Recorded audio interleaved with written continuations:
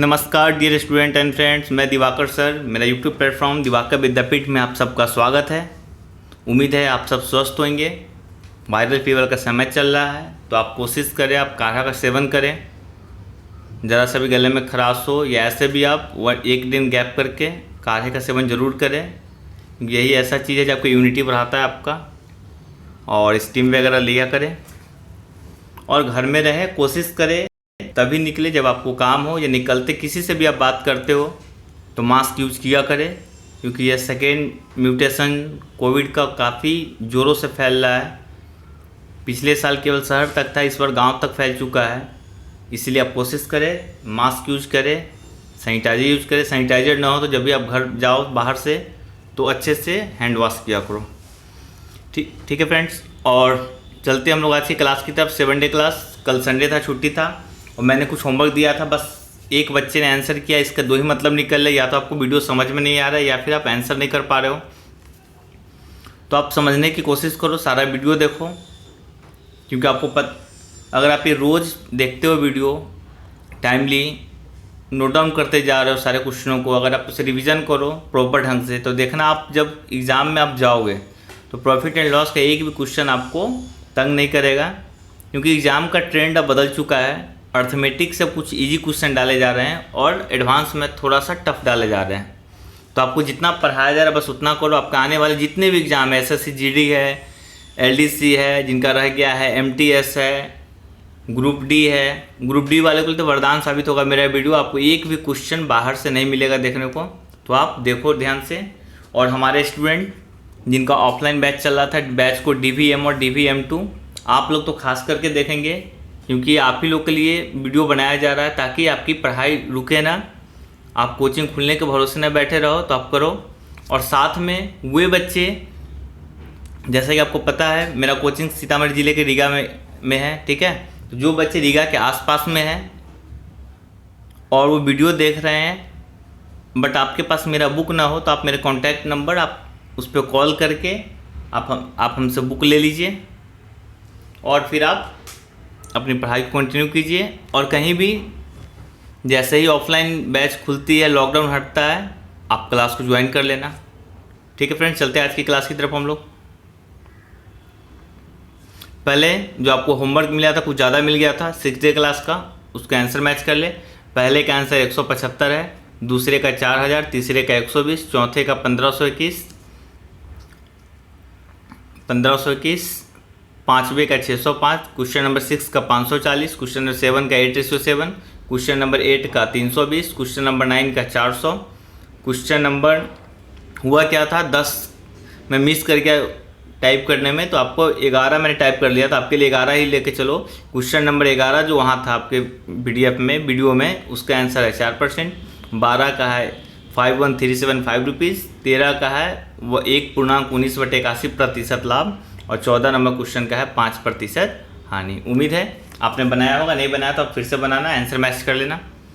चलते हैं आज की क्लास की तरफ। काफ़ी अच्छा कॉन्सेप्ट है। ये एक ऐसा कॉन्सेप्ट है जो पहले बहुत पूछा जाता था, बट अब जो है नहीं पूछा जा रहा पिछले 1-2 सालों से। बट ये प्रॉफिट एंड लॉस का टाइप का क्वेश्चन है। आप देखो, क्या पता कहीं आपके एग्जाम में आ जाए। सवाल नोट डाउन कर लो आप। जब 1 रुपये में 6 वस्तुओं को बेचा जाता है तो 20% की हानि होती है, तो 20% लाभ कमाने के लिए 1 रुपये में कितनी वस्तुओं को बेचना पड़ेगा। उम्मीद है आपने वीडियो पॉज करके क्वेश्चन को ढंग से लिखा होगा, अगला टाइप करके आप जो भी टाइप होगा आपका।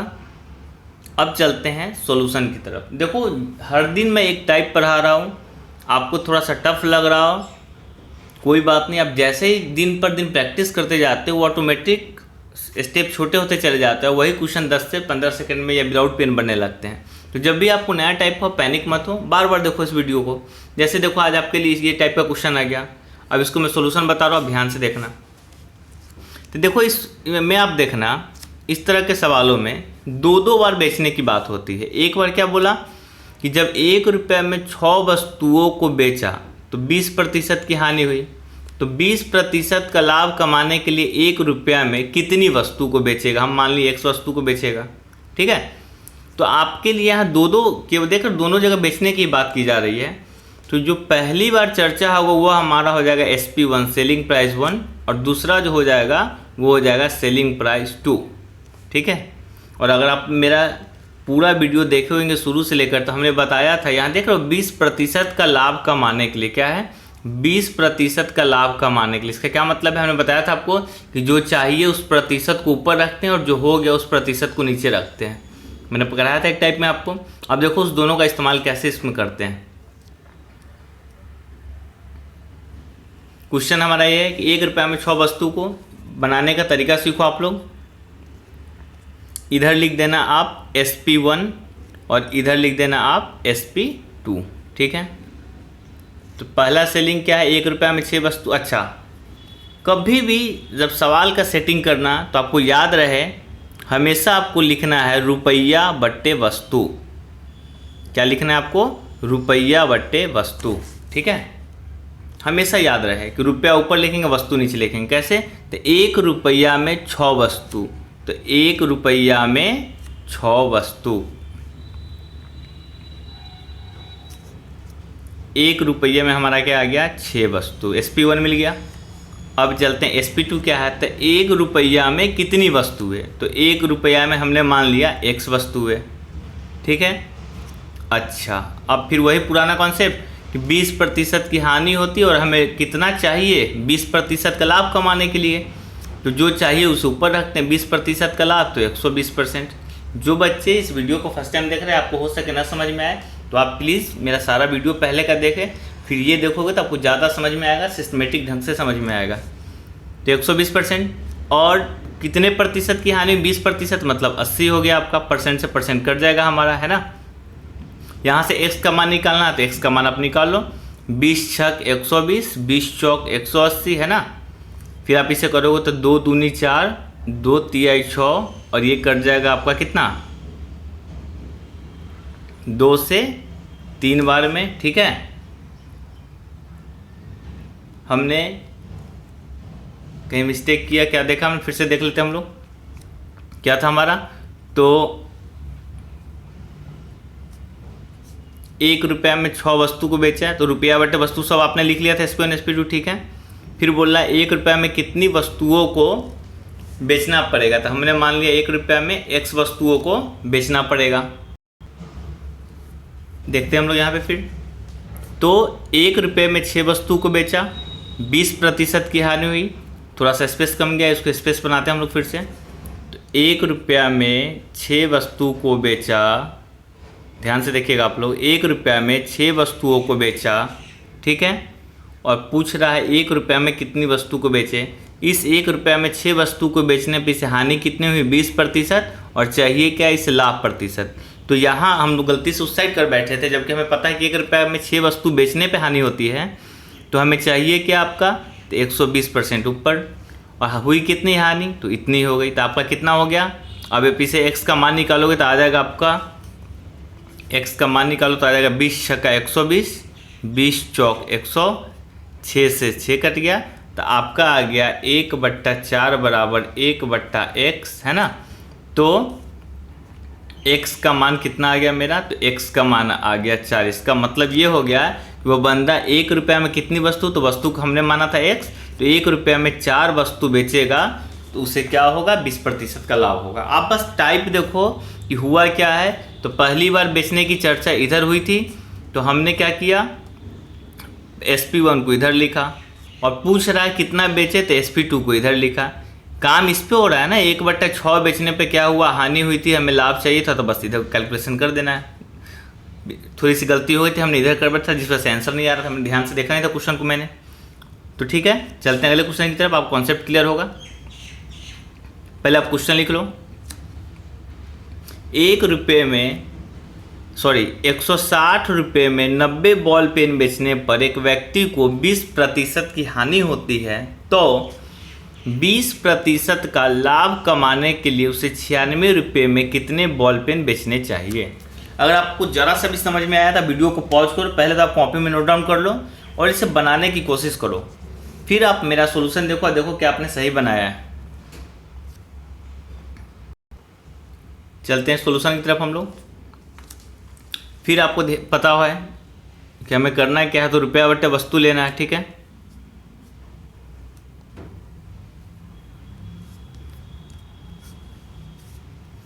पहला SP1 कितना है, तो 160 रुपया में 90 बॉल पेन।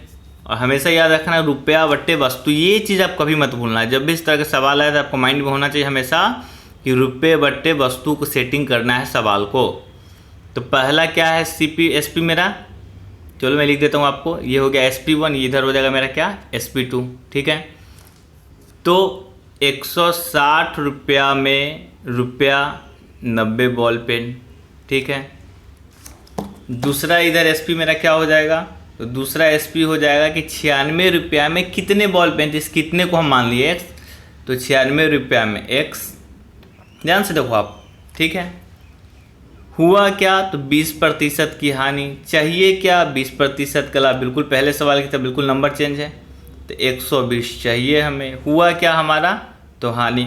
और उम्मीद करते हैं आपको कैलकुलेशन आ रहा होगा। जैसे ही आप कैलकुलेशन करके आंसर निकालोगे तो आपका X का मान देखो आ जाएगा कैसे, 80 से आप 2 बार में काटो 160 है ना, इधर कट जाएगा आपका, फिर उधर से आपका 8 से 12 बार में 12 3 36, तो आंसर आ जाएगा आपका 36। देखो मैंने माइंड में ही कैलकुलेट किया। कोशिश करो आप भी इस चीज़ को, कैलकुलेशन को ज़्यादा से ज़्यादा दिमाग में किया करो, तभी आपका स्ट्रॉन्ग हो पाएगा। तो आंसर क्या हो जाएगा, 96 रुपये में X का मान है 36, हमने क्या माना था 96 रुपये में कितने बॉल पेन, तो X बॉल पेन, और X का मान कितना है 36, तो आंसर हो जाएगा हमारा ऑप्शन ए। उम्मीद करें आपको समझ में आ रहा होगा। देखो ना समझ में आया ना, दो चीज़ होता है। एक मैथ में एक छोटी सी कहावत है जो काफ़ी अच्छे ढंग से फॉलो होता है कि जहाँ भारी लगे उससे भिड़ जाओ। कहने का मतलब मान लो ये टाइप आपको समझ में नहीं आया, कोई भी टाइप मैथ का, तो जो चीज़ न समझ में आप क्या करो, बार बार वीडियो को देखो और सेम चीज़ कॉपी में उतारो, दिमाग मत लगाओ वहाँ पे, केवल कॉपी में उतारो। मैं जैसा बोला बिल्कुल कॉपी में उतारो और उसे रटने की कोशिश करो। सही बात है, मैथ रटा नहीं जाता, बट सीखो तो पहले आप रटने की कोशिश करो। फिर जैसे ही आप रटना शुरू करोगे तो आपको थोड़ा सा एक डिफ़िकल्टी प्रॉब्लम होगी, क्योंकि मैथ रटने की चीज़ नहीं है। तब आपका माइंड फिर से कमांड आता है आपके माइंड में कि इससे अच्छा है तुम समझने की कोशिश करो। फिर वहाँ पे जब आप समझते हो तो वो आपके दिमाग में काफ़ी दिन तक स्टेबल रहता है और काफ़ी जल्दी आप इस चीज़ को पकड़ पाते हो। इसीलिए कहावत है भारी लगे तो भिड़ जाए, ना समझ में आए तुम माइंड में लेकर चलो कि हमें इसे रट्टा ही मार जाना है, ठीक है। जब आप रट्टा मारने जाओगे तो फिर माइंड में एक दूसरी कमांड आती है कि भैया इससे अच्छा समझ जाओ। फिर वहाँ पे जो आप समझोगे आपका अंडरस्टैंडिंग लेवल होगी पहले वाले अंडरस्टैंडिंग लेवल से 50% अधिक हो जाती है। ये चीज़ एक्सपेरिमेंटेड चीज़ है, इसीलिए आप कोशिश करो कि इन सब चीज़ों को फॉलो किया करो, ठीक है। चलते हैं अगले क्वेश्चन की तरफ। आज बहुत ही छोटा वीडियो होगा, छोटा सा टाइप है, बट आप समझने की कोशिश करो, आपके लिए बड़ा ही होगा। पहले आप क्वेश्चन लिख लो। 160 रुपया में 90 बॉल पेन बेचने पर एक व्यक्ति को 20% की हानि होती है, तो 20% लाभ कमाने के लिए उसे 96 रुपये में कितने बॉल पेन बेचने चाहिए। फिर से क्वेश्चन रिपीट हो गया क्या, देख लो जरा समय आपका। अच्छा ये क्वेश्चन आपका फिर से रिपीट हो गया है, तो रिपीट हो गया है तो आप पढ़ लो एक बार, है ना। शायद हमें लेना था कोई और क्वेश्चन, एक कोई और गया। उम्मीद करते हैं आपको ये टाइप समझ में आया होगा। बहुत ही छोटा टाइप था, इसलिए आज बहुत छोटा वीडियो आपका बनने वाला है, बट आप समझने की कोशिश करना। और कुछ बच्चे जो इससे पिछले वाले क्लास उसका आंसर नहीं दिए, तो आप लोग आंसर दिया करो। ना समझ में आया तो डाउट लिख दिया करो कमेंट में, अगले दिन आपको वीडियो के माध्यम से मिलेगा। तो आज हमारा ये टाइप ख़त्म होता है। कुछ होमवर्क है आपका, नोट डाउन कर लो, आप स्क्रीनशॉट ले लो। मैं एक बार पढ़ के बता देता हूँ। एक दुकानदार 10 रुपये में 7 कलम की दर से कलम खरीदता है और उन्हें 40% लाभ पर बेच देता है, तो ग्राहक को 10 रुपये में कितने कलम मिलेंगे। ठीक है, सेम चीज़ आपका, बस यहाँ 140% दिया था, आप 140/100 कर देना, क्योंकि हानि की तो चर्चा हुई ही नहीं है। बनाना कोशिश करना, वैसे कल मैं इसका आंसर बता दूंगा आपको। क्वेश्चन नंबर दूसरा देख लो। एक व्यक्ति 100 रुपये में 20 सेब बेचकर 20% का लाभ कमाता है, तो उसने 100 रुपये में कितने सेब खरीदे थे। ठीक है, सेम चीज़ है। ये थोड़ा आपको रिवीजन के लिए मैंने कुछ प्रीवियस ईयर क्वेश्चन डाल दिए जो CGL Tier 2 2018 में पूछा हुआ है। किसी विशेष वस्तु पर लाभ 150% है, ठीक है। यदि लागत 25% बढ़ जाती है तो नया लाभ, मार्जिन को आप छोड़ दो, प्रतिशत में क्या होगा। बहुत अच्छा क्वेश्चन है, हल्का क्वेश्चन है, बस आपका चेक करता है कि आपकी पकड़ कितनी है प्रॉफिट एंड लॉस पे, है ना। किसी विशेष वस्तु पे लाभ 150% बोला, यदि लागत मतलब होता है सीपी, क्रय मूल्य, याद रखना क्या होता है, क्रय मूल्य, ठीक है। बनाइएगा आप लोग, ये क्वेश्चन नोट डाउन कर लीजिए। किसी वस्तु को 15% लाभ पर विक्रय मूल्य तथा 10% लाभ पर विक्रय मूल्य का अंतर 10 रुपया है तो वस्तु का लागत मूल्य ज्ञात करें। उम्मीद करते हैं ये बना लीजिएगा, आप लोग पढ़ा चुके हैं ये क्वेश्चन। ये बस आपके रिवीजन के लिए हम देते हैं ताकि आपको भूले ना। एक विक्रेता मतलब दुकानदार तार बेचता है तथा क्रय मूल्य पर 60% का लाभ कमाता है, तो विक्रय मूल्य पर इसका लाभ क्या होगा।